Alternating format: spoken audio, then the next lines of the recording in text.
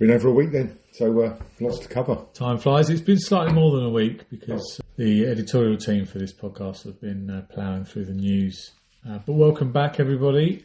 We've got a busy show, not dominated by Trump, unlike last week, but still a little bit of Trump content. We can't really help ourselves. But the first piece of news we needed to chew over is this super injunction, which has been removed, I think, and now the newspapers have been able to report on the leak from the Ministry of Defence, where they've leaked details of people in Afghanistan that helped us during the war, if I've got that right. I think so. Ironically, I forgot that was on the list, and as per our discussion before we started recording, and which I won't bore everyone with, but the fact that I called the MOD incompetent for various reasons. Yes, you did, yes. I think it just potentially, This has sealed your fate then, if we're going to now slag off the incompetent Ministry of Silly Walks. It kind of endorses it, really. I mean, what's your thoughts as to, basically, I mean, I'm sure everyone's going to be aware of it, but summary that someone somewhere attached a document to an email. My understanding is that they thought there was only a little bit of detail or a few lines on there, whereas in fact there was thousands of lines on there, most of which being quite sensitive. So, your thoughts are in your everyday work as to what you send to people, and maybe you check it now and again. Yeah, I mean, I've seen it happen. Touch wood, I've never done it, but come very close. I think this is, sending out a document that's got details of people that have helped us in Afghanistan, but also details of, I think, SAS and spies as well. Yeah. So it's meant that these Afghanistanis that are at risk have been evacuated to the UK for their own protection at a huge cost. There's been repatriation flights to get them out of Afghanistan because there's a price tag on their head. So it's cost us billions, I think. A little bit worrying as to why. I'm no expert in anything really, but data protection, as to who or what stage thought it would be a good idea to have one document with such sensitive details on, how that was ever drawn up and how it became available to someone to then attach to an email. I just can't quite comprehend how that ever happened with the amounts of checks and balances that should be in place. Well, I think you've answered your own question. It's incompetence. Yes, yeah. Which you had identified earlier before the pod in another matter. The Ministry of Defence, UK Ministry of Defence, are generally incompetent, and this is an act of incompetence that you can't really blame the individual that hit send and sent it out. You have to blame the system that's allowed that, as you say, no checks and balances to make sure that that document can't be attached to an email and just sent. Yeah, and boring people, excuse me. But the information they sent out would have been classified as secret, if indeed not top secret. Mm. And the fact that you've been able to use a system to email someone would suggest that they've emailed it within a top secret or secret system, or they've transferred it into a non-secret system. Now, that's what's a ticky bit boring, but either way, the fact that it would be classified as sensitive and secret, how it's then gone out of that kind of sphere of people is but similar to, and we haven't seen it for a little while, I don't think, but similar to where politicians have left laptops on trains or briefcase full of documents on trains. We've all done that, haven't we? We've all done that, I think. Okay. No. Okay, well, I mean, it's cost us a fortune. We've now got a huge contingent of Afghanistanis that are over here on the payroll, and I guess our own SAS and spies and senior military people that are shitting themselves because their details are... Yeah, I would like to think that the spies' names weren't their real names anyway, because they tend not to use their real names. But I would be fascinated to know what the spreadsheet looked like with regards to, did it have, Mr. Smith, 11 the High Street, or, what precise details were on If you are Mr. Smith and you live at number 11 in the High Street. Yes, sorry about that. That wasn't me naming it. You got a target on your head now. And we'll come on to it in a minute, but it would have been so much more fun if it was the Epstein files that were attached as well. Oh, yes. That would have been so much more entertaining. That's got to happen. And palatable as well.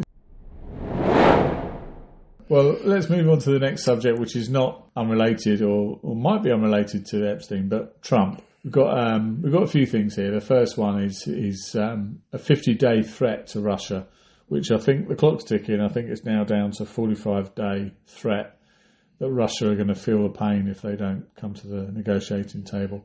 Sanctions from Trump, and I think they're already sanctioned, so I don't know how you re-sanction people or make the sanctions any more tough. But anyway, the 50-day threat from Trump, it's another threat for this war that he said he would end on day one, and he's now day, I don't know, 100 odd? Over 100, yeah. I think there is a caveat to that, which hasn't been much reported, in that the threat is rescinded if he has a phone call with Putin, who strokes his ego and gives him a load of bullshit that he wants peace, right? And says, Donald, you're great. I think that will rescind the threat for them to do anything. Okay, well, let's hope that happens, and maybe stroking the ego will swell something other than his ankles and hands. Yes. Which I did see. In fact, when he was at the Chelsea game, there was a shot of him sitting down watching the football, and his ankles are huge, which I think when you're in your 70s, that's not a good sign. No, I think that was the main reason he didn't get a game as well, because he did ask to play. If you were aware, he did ask to be on the subs bench. Obviously keen to celebrate after the game. I did see on the news that they have the White House Chief Medical Officer, or whatever their name is, title, have now said that he has got some sort of known condition, which is quite prevalent in over 70s, to do with the blood flow, which does result in swelling ankles. Is it related to eating so many McDonald's? It could be. Golf. It's not the same condition as to why he talks bollocks most of the time. That they're still looking into that one. Right, okay. But yeah, there is a well-known condition. Is he going to die soon? Who knows? Who knows? I wouldn't like to predict it in case he does, and we're main suspects. No. But it didn't stop him celebrating the best team in the world, Chelsea FC, winning the best team in the world award. Yeah, Club World Cup. Beating the odds to beat Paris Saint-Germain. I don't think it was ever in doubt, really, was it? Okay. I mean, we watched it, and it was awkward.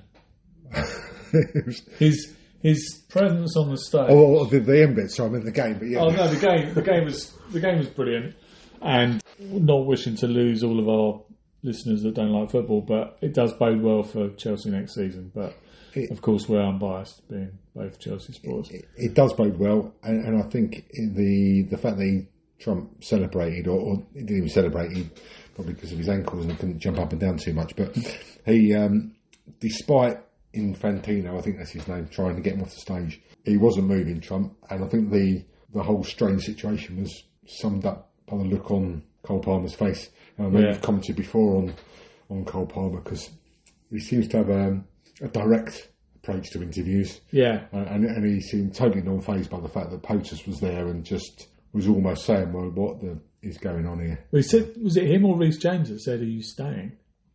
I don't know, but if you look at the video and Cole Palmer's one back in the row, he's just like saying, why don't we get rid of him? Yeah.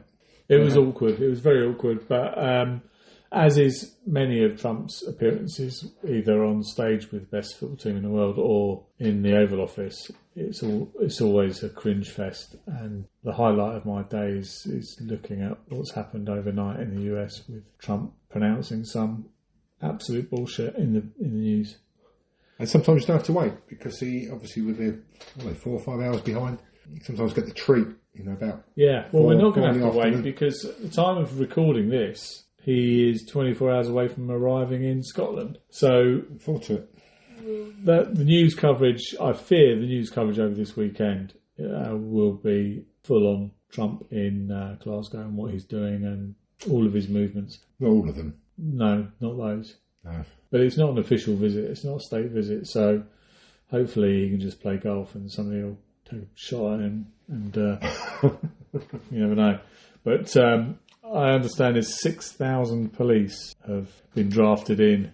I guess that's pretty much everyone from the UK. So if you're going to commit a crime this weekend, you're probably not going to get a policeman. That's a lot of police Scotland, who I think they're looking to be sued by their own officers, which is interesting, with regard to hours worked. And I think I may have mentioned it once or twice before, but why we're paying for it, I don't quite understand. No. Bearing in mind he's coming here on a private visit. Yeah. It's all a little bit odd. And he brings a lot of his own security personnel with him anyway. One or two, yeah. Well, hopefully he has a nice time in Scotland. Hope so. Nobody tries to shoot him, and he goes back to the US still loving us, the special relationship. Special.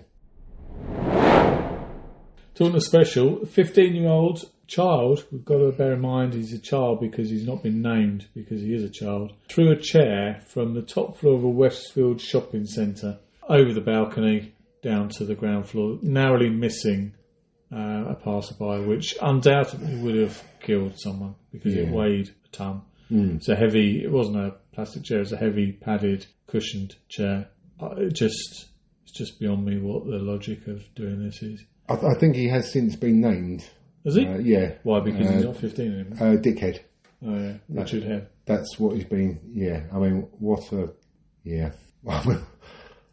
If you've not seen the video, but please... It's in the Sun, of course.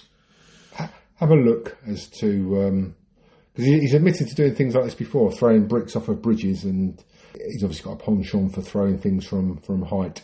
So please do have a look. If you Google Westfield and Dickhead... No, it's not Dick, but Westfield and chair thrown from height. It's worth a look just to see how close it comes to hitting someone below. But his view was, well, I think his words were, it's not that deep, which is Gen Z, X, Y, or whatever we're looking at for, well, what's the issue? I'll tell you what the issue is. You're a knob. That's what it is, and he should be put away for a while. What do you know? What his sentence is? Has he been? I don't think he's been sentenced yet because he's allegedly his mate that filmed him pleaded not guilty to being involved in it. Right. Well, yeah, there you are. But obviously, we need to take a balanced approach, and he probably has had a difficult upbringing where it's perfectly acceptable in his household to throw things from upstairs at people. So yeah, I don't know. Maybe he wasn't breastfed or something like that. But clearly, he's got his reasons. Doesn't see a problem with it, and let's hope that he's allowed to remain out and do it again. Talking of breastfeeding and difficult upbringings, we got to talk about the Epstein files. All right. Mm-hmm. And who's in the files, because categorically Donald Trump isn't in those files, even though there are some photographs of him and Jeff, as his friends call him, Prince Andrew and Ghislaine partying, and Trump has also been recorded talking about, can't remember who it was, an actress, it's someone like, I don't think it was Miley Cyrus, I think it's come back to me, it's Paris Hilton. Oh, right. And he was recorded talking about her when she was something like 15 or 16, and his comments were not how you should be talking about 15 or 16-year-olds. Was he commenting on like Paris' unusual name or? No. No? He was Eiffel Tower? Suggesting that she would get the benefit of his swellings. Okay. Not his ankles or hands. Good. So he's denying being on the list, whereas everyone else in the US that's of any fame are just shitting themselves for when the list is published. There's lots of rumours, and I don't know whether the lawyers will be happy for us to name. Well, we don't repeat rumours on the show. Obviously, we only say them once. So yeah, it's just the gift that keeps on giving, really, isn't it? With the what I don't quite understand, or do I? Is everyone's seen the clip of him talking to Epstein from however many years ago? It must have been quite a while because he wasn't as tanned, Trump, and his hair looked more natural. But everyone will know the clip I'm talking about. But there's during it a couple of girls kind of flit in and out of the camera shot, and they don't look that old. Got to be honest, right? And no one's kind of picked up on that or mentioned it, but I'm sure there's a very good reason as to why they're there. Maybe they were, I don't know, maybe kids of one of the guests. Maybe not. Maybe not. So the question is he in the files or not? The files that were promised to be published and haven't been. I have been advised of some of the names that are in the files. I think they use mainly code, obviously to protect people. But I understand there's a Jimmy S in there. Not sure who. Savile. Not saying that is a there's a Phil Collins. A Phil S. I think there is. He's mentioned. There's Orange Don. Again, not wishing to guess, but yeah, there are a few code names in there. Well, let's not be around the bush. I think we can safely say. I think someone's already done that. So. But I think Bill Gates. Does he? I think Bill Clinton. Really? I think anyone that's got the surname Rogers always made me laugh if it's a statement or a surname. Andrew Windsor. Is his surname Windsor? Yeah, it is. Yeah, I don't know who you mean. HRH. Yeah. Oh. So all of these people I've just mentioned are not on the list that's not been published, as far as I'm aware. No. So they're all in the clear. But I've got a feeling that we might never see the list. Yeah. Well, I did note that although Trump or the Attorney General, whoever it was, requested that the Epstein files envelope be unsealed, or whatever the technical term is, that the judge has declined it. So I don't know what's going on there. Or we'll see a redacted copy that has all the names blanked out. Yeah, it'll just be black lines throughout. Yeah, it's the gift that keeps on giving, and this is the thing that's, I think, most likely to that Trump's going to go down for rather. But if he's on the list, of course. We're not saying if he's on the list. Yeah, if he's on the list. We're not saying anyone's on the list. No. There might not even be a list. There might not be a list, no. And Epstein slipped over in the shower and banged his head. He did, yeah. In an act of suicide, and not murder. And if the 3 minutes of missing CCTV had been available, it would have proved that. Yeah. But, I think Ghislaine, whatever her name is, has been asked to testify. So that should be good TV. For Trump, in his benefit, or who knows? But no, I mean, let's see if when we do the next podcast, if she's still alive, if she's still with us, that'll be interesting. If she's dead next week and we're reporting on her death, you heard it here first. So moving away from the Epstein files that are just going to end up getting us in trouble with the lawyers, let's talk about UK hotels, migrants, and particularly the Epping Hotel, although it's now spread to a luxurious 5-star hotel in Canary Wharf, where migrants are being accommodated at the taxpayer's expense, quite rightly, and they're not allowed to work for Uber or Uber Eats or Just Eat or Deliveroo anymore. And anyone else that's available. Or anyone else, because they're taking the jobs from people that are in this country legitimately that would want to cycle around with food for £3 an hour. Or not cycle, because or not cycle. Electric bikes. Don't get me started. Yeah. Again. Everything leads back to electric bikes, doesn't it? Really? Yeah. I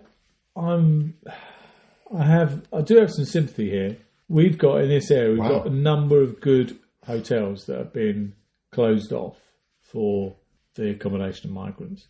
And without a shadow of a doubt, the food that I get delivered to my house seems to be being delivered by people where English isn't their first language and they struggle to navigate around. Or Welsh. Yeah. So what the government has done, I think the government has forced these companies, Uber, Deliveroo and Just Eat, to and others, to look at the list of hotels that are being used with a view to, I think, not employing anyone from those hotels. But I don't quite know how that works, because I don't think that's what's happening. I think a legitimate person has got an agreement with Deliveroo or Just Eat or Uber Eats or others to deliver food, and they are just doing the day shift and then giving that approval, which I think is just an app on a phone. You know, you're licensed by Uber Eats, Just Eat or Deliveroo or others. I think you just hand the phone over to someone and they work the night shift for you. So I don't know how the fact that Uber Eats, Deliveroo or Just Eat or others know where people live, I think isn't going to work.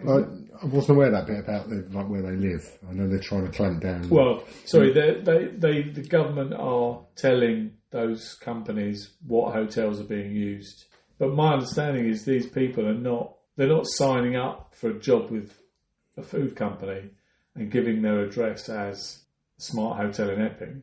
You know, they're using somebody that's legitimately got an agreement with Uber or Just Eat or Deliveroo, and they're just taking over. It's like mini-cabbing, you know.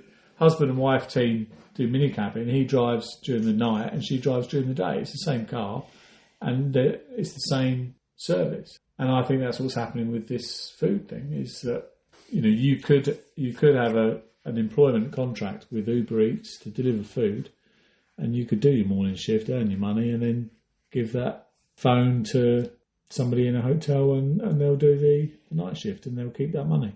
That's how I think it's happening. So by sharing what hotels are accommodating migrants, I don't think is going to do anything. No, I'm going to introduce some digital proof. I'll believe it when I see it with the companies, because the cynic would say they're all about making profit and paying people as little as possible.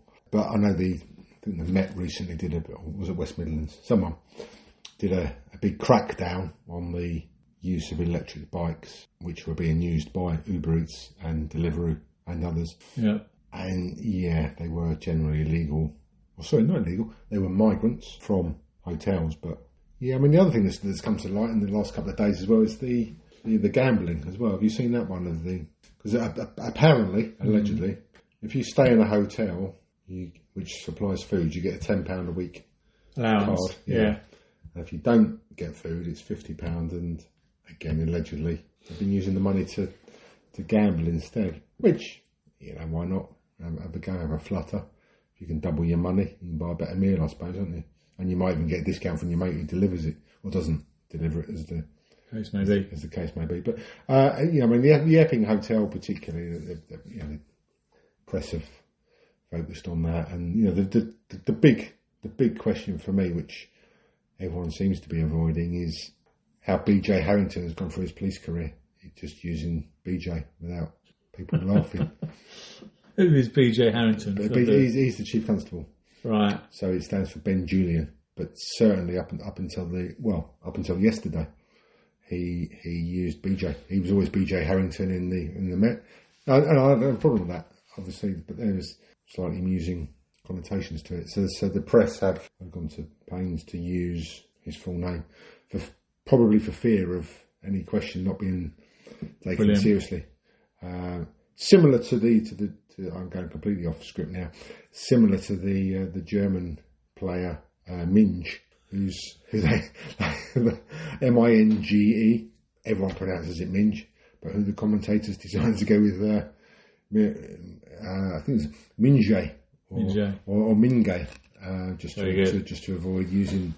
And then we go on to cunts and all sorts. But anyway, that's for next week. So what's your view on the protests about setting aside the Uber Eats and BJ and the BJs, and whether these people in migrant hotels are sneaking out and working the night shift for Uber Eats or others? People are protesting outside this Epping hotel because one of the residents that's there at taxpayers' expense... Well, he's not there anymore. Well, yeah, was there at the time, under the taxpayers' expense, was arrested for sexually assaulting a young lady. Yep. So that got round the local community like wildfire, and there were protests outside the hotel. I think it's right that people are going to get very... Oh, yeah. It's the media are fanning the flames, aren't they? And I'm going to be controversial now. Stroke understanding, in that, you know, is it a reason? Did that cause the reason to protest? Obviously, a serious crime, serious allegation. He's been remanded in custody, I believe. Obviously, innocent until proven guilty. the reason I'll be balanced is, do we get protests outside a traveller's site every time they're charged with burglary? If indeed they are. Yeah. Whatever. I was going to be less confrontational and charged with an offence. if that was just your average Joe in the street that had sexually assaulted and he lived in a housing estate, the police would come along, arrest him, take him away, and the locals, the neighbours and the locals in the street would be very pissed, but they wouldn't be rioting. They wouldn't, and as I say, they are a community, a travelling community, and would people demonstrate outside there? So I think it was a reason to demonstrate, if I'm honest. And obviously going back to your other thing, that's all very well until you get the community who, I think it was Brighton, went and damaged someone's house in the belief they were a paedophile, in the fact they were a paediatrician. Obviously these mistakes do occur. Well, that's easy. True story. Easy. I guess both are trying to do something with kids, aren't they? Yeah, so, there are other communities, and I personally think that this has been a reason for the press, certainly to stoke the fire. To get hold of it, because we don't know, I don't know, what, if any, demonstrations were taking place beforehand. We've got several hotels in the area, and I know there was one demonstration a good few months ago, but it's not a regular. No, but I think there's an element of racism that people are protesting outside these hotels because somebody within the hotel has committed this crime. As I say, allegedly. If it was allegedly, if it was somebody just living in a street and they've allegedly done this, they'd be carted away and there wouldn't be the protests. No, quite. So I think it is the migrant bandwagon that makes people protest, and I also think you're quite right, the press have stoked the fire. But anyway, I would be more than happy for a number of reasons, which I'll go into on another pod, for things like Uber Eats, Just Eat and Deliveroo and others to be banned. Oh, really? Yeah. Oh, but okay. We can discuss that on a future pod. But while we're on the subject of food, and not wishing to tell anyone what they can and can't eat, unlike Billie Eilish, who has demanded, and I understand she's a vegan, doesn't eat meat herself of any type, allegedly.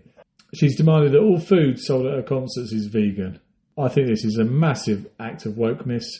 She's telling her fans that they have to be vegan, basically. I'm fully supportive of a healthy diet being on offer at concerts, and I think that includes a vegan option. But to make the whole event vegan, I think it's just wokeness. It's ridiculous. And who is she to be doing that? Right, have you got a view on it or not? That's my view. I think she's pathetic. It's her choice to be vegan. She shouldn't impose that on other people that like her music. Similarly, she might be a lesbian, but she's not forcing that on me. Do you want to rephrase that? No, I just think it's just wokeness. This is how this hasn't made it to the wokeness of the week. I do not know, only because we've got a belter later on. But I just think it's outrageous. I get where you're coming from. I mean, just eat before you go. Yeah. Although I think you'll find this is probably more widespread than you'd care to. Not for the whole. Yeah, venue to be. Yeah, vegan. I've heard that Millwall are adapting this. They're taking pie and mash off the menu. Well, there is Forest Green Rovers that are shit. Vegan. They're also shit, but also they've got vegan. They've launched their football kit. Their new football kit for this coming season is vegan.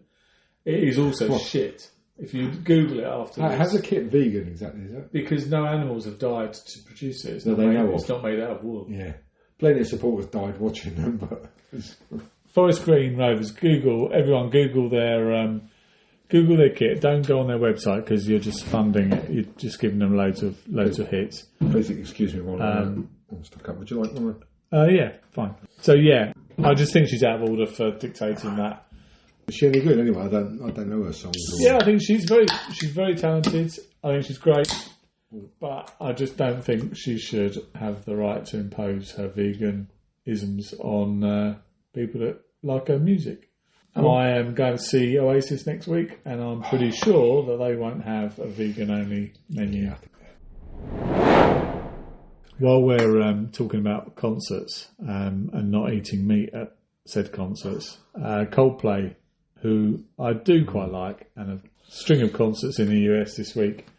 This won't be new. This can't be news. It's gone viral. There's a couple. They've got this kiss cam thing where they go around the stadium and put people on the cam and they're supposed to kiss, which all works brilliantly if you're husband and wife, or girlfriend and boyfriend, or boyfriend and boyfriend and girlfriend and girlfriend. Have I covered everything? Yeah. Or they and they. They are, them and them. All of those connotations, whatever you're into. It works well. It's good fun. However, when you're a multi-millionaire CEO of a US tech company and you're on a night out with your HR manager, HR colleague, director, yeah, she's very, very high up at the concert, and you're having a little cuddle outside the workplace, which, you know, she's HR, she must know that's private box. That's where they were not. I was going to say, I don't think that's particularly private. Otherwise, so they're having an affair, and they got caught on the kiss cam. And what made it worse was Chris Martin of Coldplay suggested at the time that they'd been caught out because of their actions. Yeah, where she covered her face and he basically couldn't make himself invisible quick enough. This is another one that happened in the US. By the following morning in the UK, the US had gone into a flat spin where divorce lawyers had been appointed. His wife had deleted his name from her Facebook, so she'd effectively reverted to her maiden name. She took it quite seriously, didn't she? She took it badly. Didn't see the funny side? Didn't at all see the funny side. Fan, or? Not sure. Wow. Not sure, but... I mean, that would make it even worse if she wasn't. He didn't take her. I'd like just be rubbing salt in, wouldn't Yeah. But the memes that have appeared online have been absolutely brilliant. Very funny. There's been the picture is of her standing in front of him. He's got his arms around her waist, hugging her. The memes have been Gary Neville and Jamie Carragher doing the same pose. They've been Keir Starmer and Angela Rayner doing the same pose. Ooh. It's been and Donald Trump and Jeffrey Epstein doing the same pose. Ooh. It has been brilliant. Ultimately, Andy Byron is his name, the millionaire CEO, is less of a millionaire now because Mrs. Byron is absolutely going to rinse him. I'm no longer CEO. And he's had to resign, or he's felt he's had to resign his position as CEO. It's brilliant. And I understand that the woman, the HR manager, had recently taken out a fairly big mortgage with her husband to do up a house that they were living in. So it is an absolute clusterfuck. And it's brilliant to watch from a safe distance. The moral of the story, really, there's twofold. If you're going to have a little fling, probably don't do it in public. I mean, they're in a private box, standing right at the front of the balcony, in full view of everybody. Yeah. It's quite...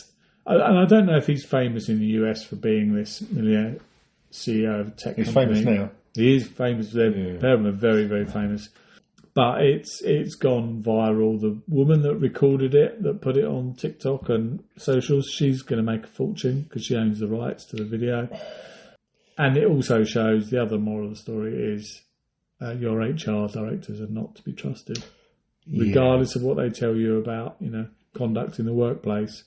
Yeah. Here's a classic example of what's good for the goose is, etc. So I don't know the full saying, but anyway, it was brilliant. And if something like this could happen every week, it would be it would brighten up the week. So we've had a woke.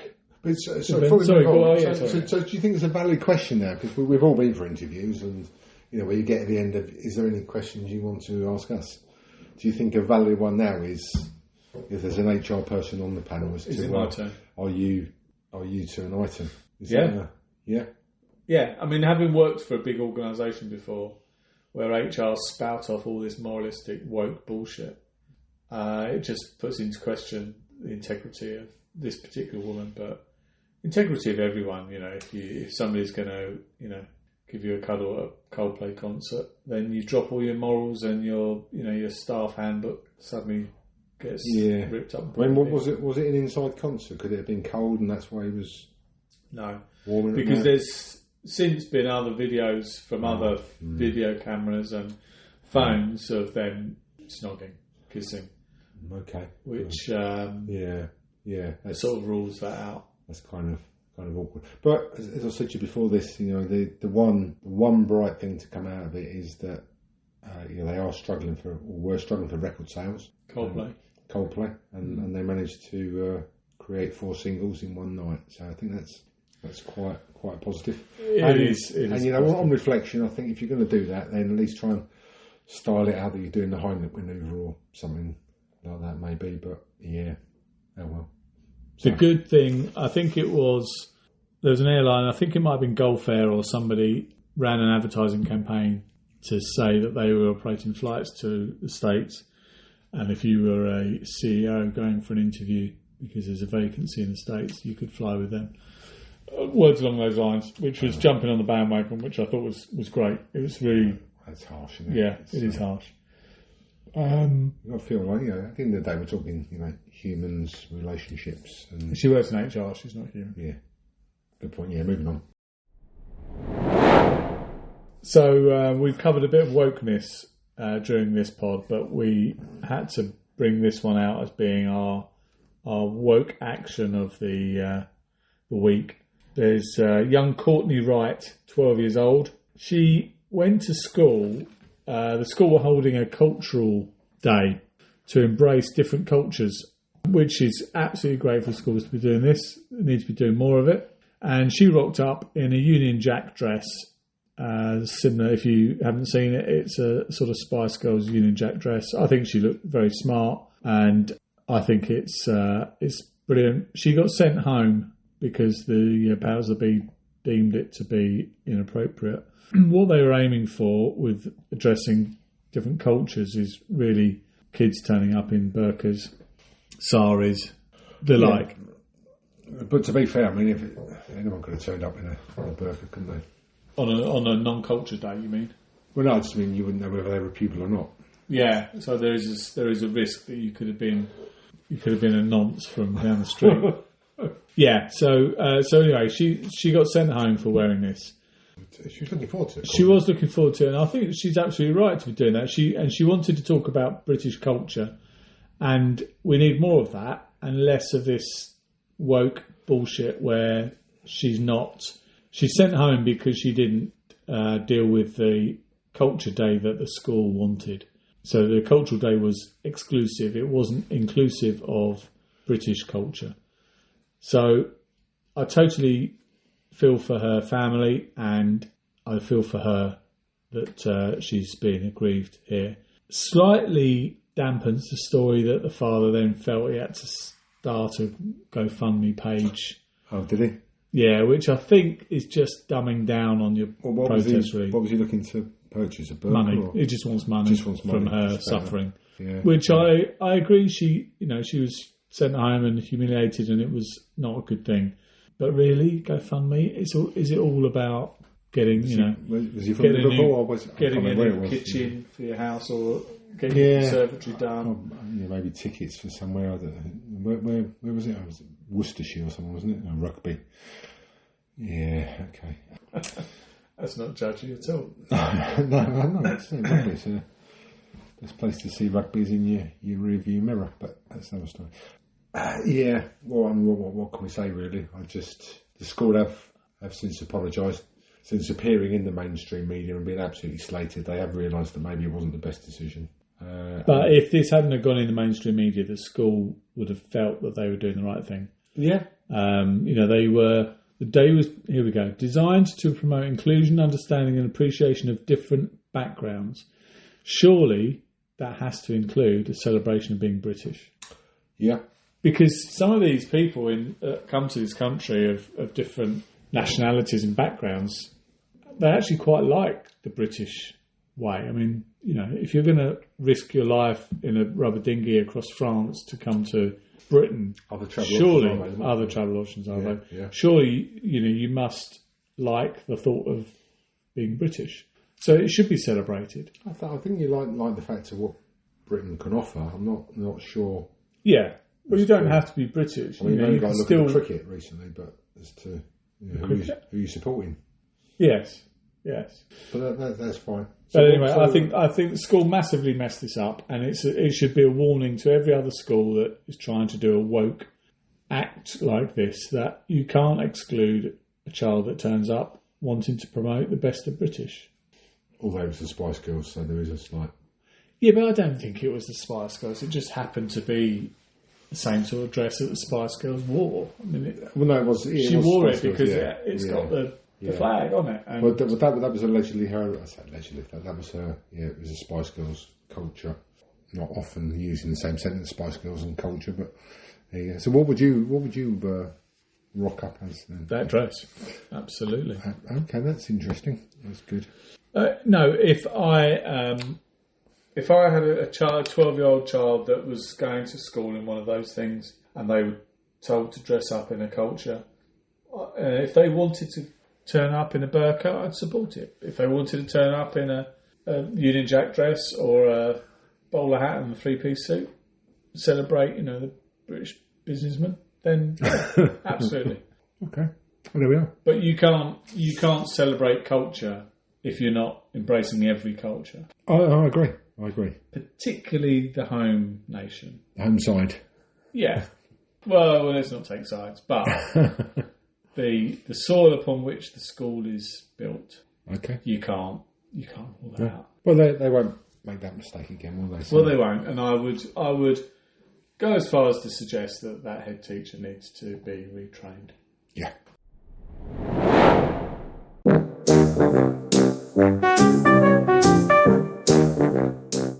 So that's our view on the last few days, and we'll be back again sometime next week.